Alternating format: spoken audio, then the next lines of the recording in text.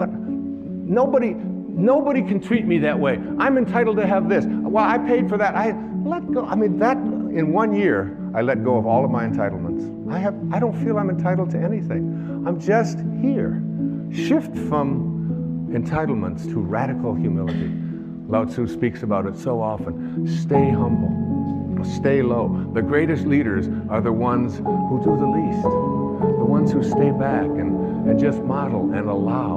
And at the end of the day, in one of the verses of the Tao, it says, the people will say, we did it ourselves. We did it ourselves. In verse 49 of the Tao Te Ching, here's an exact quote. The sage is kind to the kind and kind to the unkind, because the nature of his being is kindness. And also, be wise and help all beings impartially, abandoning none. You know what I do? Just before I did this program, I have to admit I was nervous. I was humbled by it. Who are you, Wayne Dyer? Who are you to read the Tao and believe that you can interpret it on television and interpret it in a book and spend a year? It's like I got real humble with it. You know what I say? Tao is just another word for God, or source, or Krishna, or Allah, or whatever you want to call it. Guide me. Guide me now.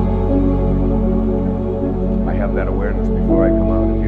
If you knew, it says in the Course in Miracles, if you knew who walks beside you at all times on this path that you have chosen, you could never experience fear or doubt. The third and most important development in Hellenistic philosophy is called Stoicism. It's an excellent philosophy for military men. It's an excellent philosophy for people that are going to be practical politicians if they intend to be virtuous, if they intend to pursue the public good.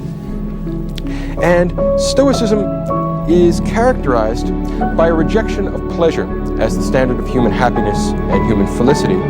Stoicism takes the position that the wise man, the good man, the philosopher, is a man who lives in accordance with nature. He fears only abdicating his moral responsibility. He is not afraid of pain. He is not afraid of death. He is not afraid of poverty. He is not afraid of any of the vicissitudes of the human condition. He fears only that he should let himself down and that he should be less than a complete human being. You can't control whether a leaky ship sinks or makes it to port. You can't control the weather, you can't control other people, you can't control the society around you. There's only one thing and one thing only that you are in control of, and that is you. Your will, your intentions, yourself. In other words, the wise man, the truly philosophical man, is the man who is entirely in control of his own soul, who takes utter and complete moral responsibility for his actions, and is indifferent to everything else, not because he doesn't care about other people, not because he doesn't care about the felicity of the entire human species, but because it's not under his control. There's no use wondering or worrying about what tomorrow will bring, since tomorrow isn't under your control. The Stoic philosopher is the man who has liberated himself from fear. He's not afraid of death. He's not afraid of pain. He's not afraid of other people's dismissal as a fool. The only thing he cares about is that he should meet his moral obligations. If moral virtue tells us that we must die in the pursuit of some good end, the protection of our family, the protection of our home, the protection of the innocent, in the doing of right, nothing should be spared, not even our lives. The Stoic wise man is a man who has trained his soul, trained his mind, so that he is not afraid of apparent evils. He is only afraid of real evil. He is afraid of losing control of his soul. He is afraid of being a slave to lust, to desire, to emotion. The Stoic man is the honorable philosopher, the man who stands at his duty and is steadfast and serious-minded. Like the other thing, if all you care about is your own success, which you shouldn't, obviously, but the highest chance of you getting the highest levels of success comes when you help other people. Simple idea that random acts of loving kindness, smaller the better, the smaller the better, but random acts of loving kindness are the accelerant, the greatest accelerant to your own spiritual growth and your own unlocking of the mystical knowledge hidden in the arcane books and all this kind of stuff, because it acts like a sort of glue, a sort of etheric fabric that it builds up, and it builds up like static electricity, and then in the right moment, with the right keyword or the right catalyzing line in a book or some, phrase from a song or billboard sign or number on a license plate, doesn't matter, all that static electricity that you generate through random acts of loving kindness with other people and animals and just whatever, and yourself, coagulates and hits you like a ton of bricks. Lightning bolt. Yeah.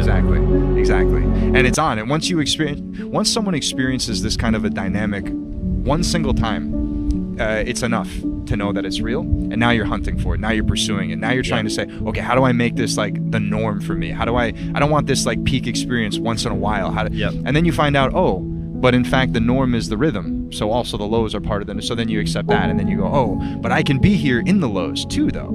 I don't have to be here only in the high. Like, wait a second. Now you just transcended highs and lows. Yeah. And now there's a whole other plane of rhythm that happens in the next level up. And I have not found a bottom or a top to it, and I don't think I ever will. Yeah. And I don't think anybody ever has. Yeah. But it's quite beautiful, though. It's a art unto itself. Do you think then that even the idea of a low being a low or a high being a high is just a human perspective? Because it's just completely rhythm. Like, there's a judgment there, right? Exactly. That, like, this situation is a low for me and I should feel bad, and these circumstances mean, I'm in a low, and then this external success means I'm on top of the world now, and now I can feel good about myself. It's like that dichotomy is in itself an illusion. Yeah, perfectly said. Do you know the story of the boy and his horse? It's like a Zen proverb or a Chinese saying or something. The boy and his horse. I think I heard Shia LaBeouf say it on a podcast. Oh, did he say it? Okay, Shia, move over. I'm going to say it on this one right now. And the thunder booms and the horse runs away. And the boy comes out the next morning, sees the horse is gone, runs to the father. He's in tears. He's so upset. We're going to starve. We're going to die. All this stuff. The dad's on the rocking chair on the porch, cool as a cucumber, chilling, whatever. Horse comes back a few days later.